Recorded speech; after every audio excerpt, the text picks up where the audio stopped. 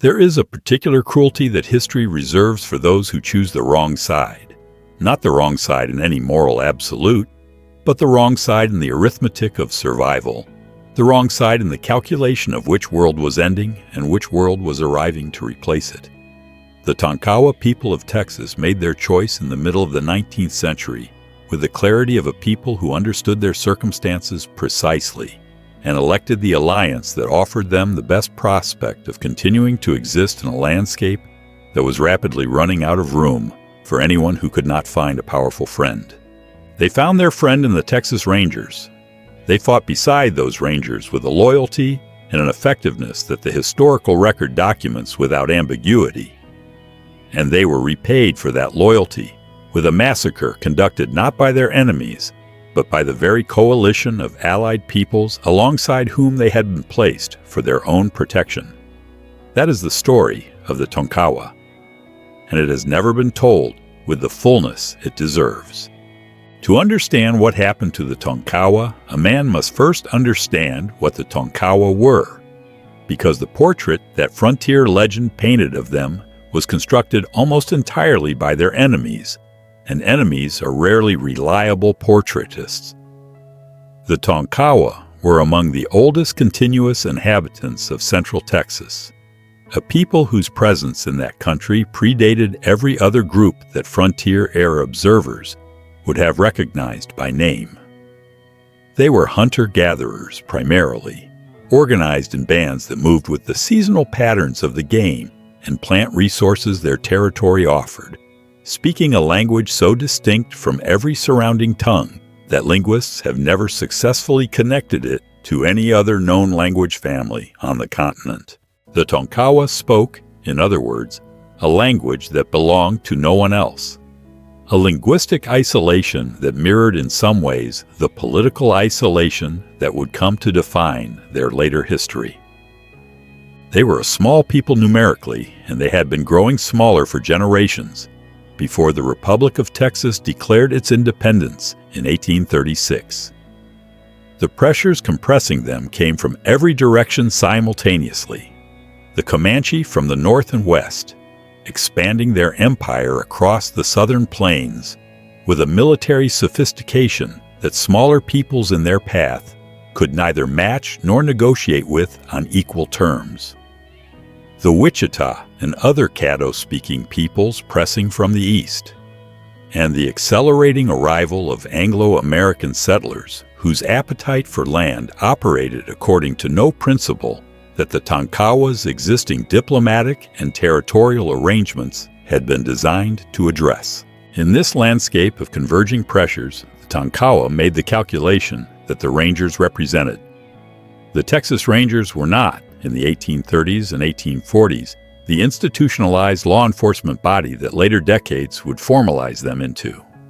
They were irregular mounted fighters, men recruited from the settler population to conduct the mobile, aggressive campaigning against Comanche raiders that the young republic's conventional military resources could not sustain. They needed scouts. They needed men who knew the country, who could read sign and terrain that Anglo eyes consistently misread, who understood the tactical habits of the peoples they were pursuing. The Tonkawa, who had been fighting for survival in exactly that country for longer than any ranger had been alive, possessed precisely those skills and precisely the measure that the Rangers required. The alliance that formed between them was not sentimental, and it was not equal.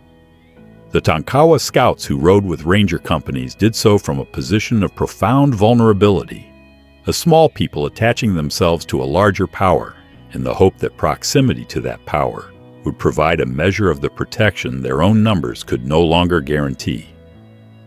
What they offered in return was genuine and was recognized as such by the men they served alongside. Tonkawa scouts tracked Comanche raiding parties across ground that defeated every other method of pursuit. They followed sign through rock and through dry creek beds where other trackers lost the trail entirely. They operated in advance of ranger columns in country where an error of judgment was not corrected, but simply ended the man who made it.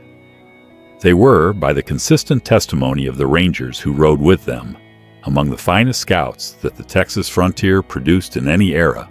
The Comanche understood what the Tonkawa were doing and responded with the hatred that peoples at war reserve for those they regard as traitors to a broader indigenous solidarity that the Comanche themselves had never particularly honored when it conflicted with their own imperial ambitions. The Wichita and the affiliated peoples of the Brazos River Reservation, where the Texas government eventually concentrated its allied indigenous population, regarded the Tonkawa with a suspicion and a contempt that had roots reaching back through generations of intertribal conflict into a past that the arrival of Anglo-American Texas had not erased, but had simply overlaid with new complications. By 1859, the situation in Texas had deteriorated beyond the point at which any reservation policy could function as its architects had intended. Anglo-settler pressure against even the modest land allocations the government had made for its allied indigenous peoples had become irresistible, and the decision was made to remove all reservation inhabitants, Tonkawa, Wichita, Caddo, and the others, northward across the Red River into Indian Territory, the vast administrative holding ground that the federal government had designated for displaced peoples from across the continent. The removal was conducted under military escort and accomplished under conditions of considerable hardship. The Tonkawa arrived in Indian Territory as they had existed in Texas, numerically small, linguistically isolated, surrounded by peoples many of whom regarded them with active hostility, and deprived now of the Ranger alliance that had provided their primary source of external protection. By 1859, the situation in Texas had deteriorated beyond the point at which any reservation policy could function as its architects had intended.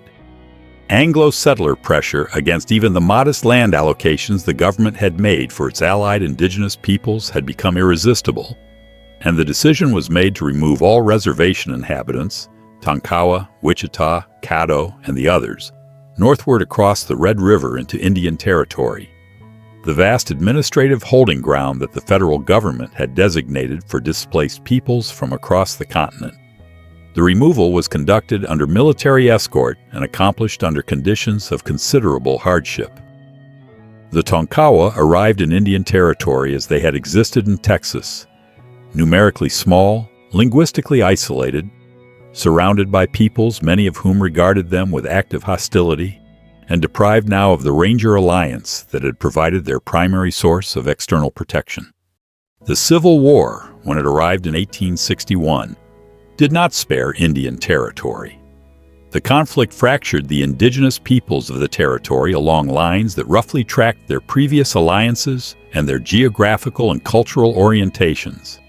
Some nations aligned with the Confederacy, others with the Union, and the territory became a theater of internal conflict that produced suffering for every people caught inside it, regardless of the alignment they chose. The Tonkawa, consistent with their history of alliance with Texas authority, were associated in the minds of their neighbors with Confederate sympathy, an association that carried genuine danger in a territory where the political divisions of the larger war were being expressed through the accumulated grievances of intertribal histories that had nothing to do with slavery or secession. On the 24th of October, 1862, those grievances found their expression. A force assembled from among the Shawnee, Caddo, Wichita, Osage, and other peoples of Indian Territory, peoples who had been designated as allies of the Tonkawa within the reservation system that was supposed to protect all of them, descended on the Tonkawa camp at the Wichita Agency in what is now western Oklahoma. The Tonkawa numbered at that moment somewhere between 300 and 400 people. They were not a war party assembled for resistance. They were a community, men, women, children, and elders living in the reduced and constrained circumstances that Indian Territory offered its involuntary residents. The attack came in the morning. What followed was conducted with the thoroughness that distinguishes massacre from battle. The Tonkawa were pursued, cut down, and killed across the ground surrounding their camp with a systematic completeness that left the community effectively destroyed as a functioning entity. Estimates of the dead vary across the sources that documented the aftermath, but the Tonkawa population that survived the morning of October 24, 1862, numbered somewhere between 100 and 150 people. More than half of the entire Tonkawa people died in a single morning at the hands of peoples the United States government had designated their allies and neighbors. The survivors fled south, back toward Texas, back toward the Rangers, back toward the only alliance their history had provided them that had ever translated into actual protection.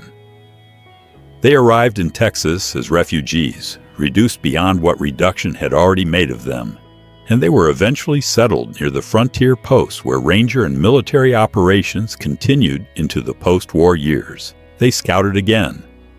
They rode again alongside the men of the Texas frontier in the campaigns against Comanche and Kiowa, raiding that the 1870s produced.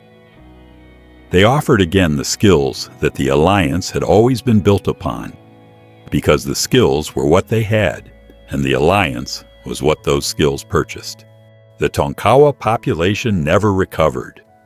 The people who had spoken a language belonging to no one else, who had inhabited central Texas since before the memory of any surrounding nation reached, who had tracked Comanche raiders across ground that defeated every other method of pursuit, entered the reservation era of the late 19th century as a remnant. A few hundred survivors of a people who had made their choice, honored their alliance, and been destroyed for it by the very system that alliance was supposed to sustain them within. Deeply narrated.